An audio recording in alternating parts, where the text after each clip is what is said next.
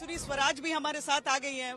बड़ा मतलब मुझे तो यहाँ पर दिख ही नहीं रहा, सब सिर्फ डांस गाना जोश, कुछ नहीं खत्म हो रहा है। नेता कार्यकर्ता सब एक है इस समय। अरे ये तो केवल झांकी है, पश्चिम बंगाल बाकी है। एकदम यकीन हो गया है बिल्कुल इस स्वीप की वजह से।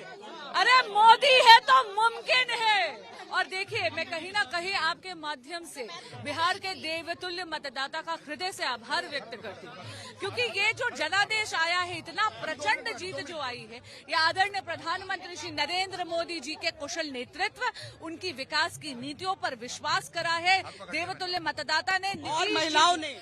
उस पे आ रही हूँ। नीतीश जी के सुशासन पे विश्वास करा है। और रही बात महिलाओं की, तो मैं अपनी बिहार की मातृशक्ति का धन्यवाद करती हूँ कि जंगल राज जैसे असुर का संहार करने के लिए शक्ति स्वरूपा बनकर आप आई है। बहुत बहुत धन्यवाद।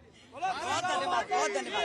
तो यहाँ पर जो हमारे दर्शकों के लिए एक सुबह से हम एक सवाल कम से कम एक घंटे पे जो एलईडी के जिसके जरिए आप आज तक से जुड़कर जीत पा रहे हैं, इस समय का सवाल भी हम आपको बता देते हैं। इस समय का सवाल है, बिहार में किस नेता का संबंध किसी आईपीएल टीम से भी रहा है? अपना जवाब व्हाट्सएप करिए, टाइप करिए Q8 स्पेस दें और अपना जवाब लिखकर हमें भेज दें 8368475915 पर। पीछे से एक व्यक्ति ने प्रॉम्प्ट भी कर दिया है, लेकिन ये सवाल ना सबको करना है व्हाट्सएप पर ही सबको करना है। यहाँ पर देखिए, आप धीरे धीरे सब जो नेता हैं कार्यकर्ता हैं वो सब यहाँ से निकल रहे हैं, लेकिन इसके बीच प्रधानमंत्री की तरफ से जो एक बात कही गई, वो बात कही गई कि अब आरजेडी और कांग्रेस भी अलग अलग हो जाएंगे, अलग अलग दिशा में दोनों चले जाएंगे।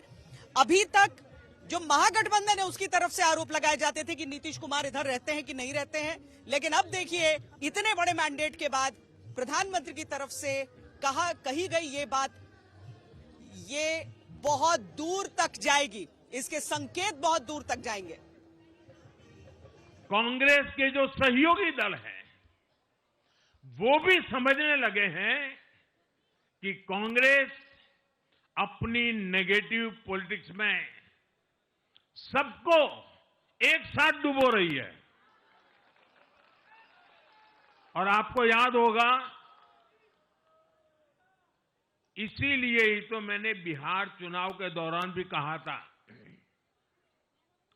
कि कांग्रेस के नामदार तालाब में डुबकी लगाकर बिहार चुनाव में खुद डूबने और दूसरों को डुबेने की प्रैक्टिस कर रहे हैं।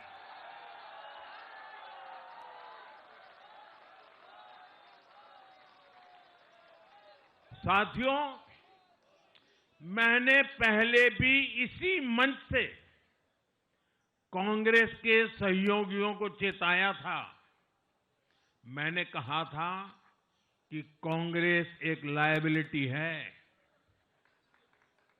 कांग्रेस एक ऐसी परजीवी है जो अपने सहयोगियों के वोट बैंक को निगलकर अपनी वापसी करना चाहती है।